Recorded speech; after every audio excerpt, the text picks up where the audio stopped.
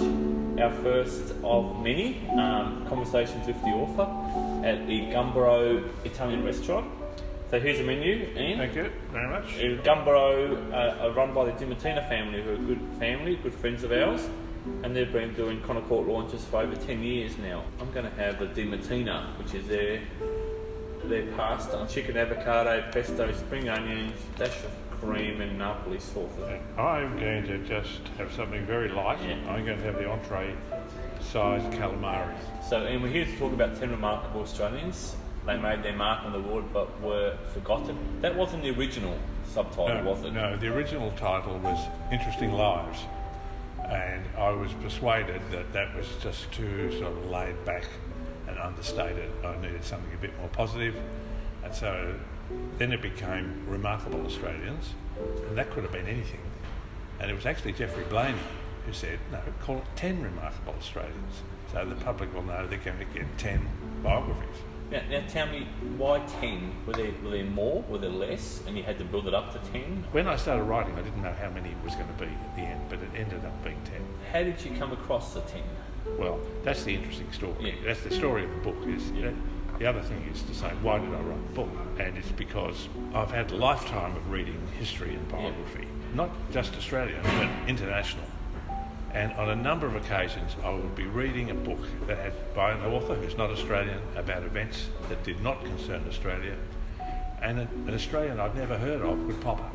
And the first occasion that happened was with Kelly, the guy who was both a sportsman who won diamond sculls at Henley 3 times and an Olympic gold medal in rowing, and yet his prime interest in life was not sport. His prime interest in life was as a classical music composer and concert pianist. So I came across this guy and I thought, what an amazing man. I want to learn more about him and maybe even write about him. These people, they all left Australia and their big achievements were overseas. Of the 10, only 2 ever returned to Australia. The others died overseas. Okay. But they all became well known and in fact in some cases quite famous. Talk to me about John Peter Russell. Well, he's slightly different to the others in that he actually wasn't famous in his own lifetime and has only started to be remembered 35 years after he died. He was a very fortunate young man. He was trained as an engineer. His father died. His father was very rich. He died when Russell was young, so he inherited a huge amount of money, so he never actually had to work in his life. And so he decided to devote himself to painting. And so after spending some time in London, he went to Paris. And one of his great claims to fame is he's one of the very few people who became a good friend of Vincent van Gogh. He got on quite well with Van Gogh. Most people didn't. And Van Gogh was a very difficult person.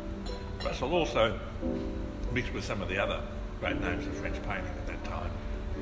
He was particularly close to Rodin, the sculptor, and Matisse, and he also had some connection with Monet.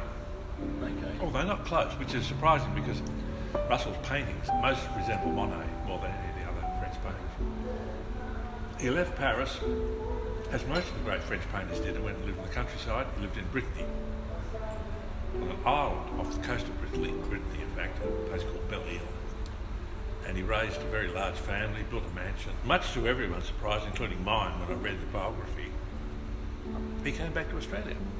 He'd been away for about 35 years.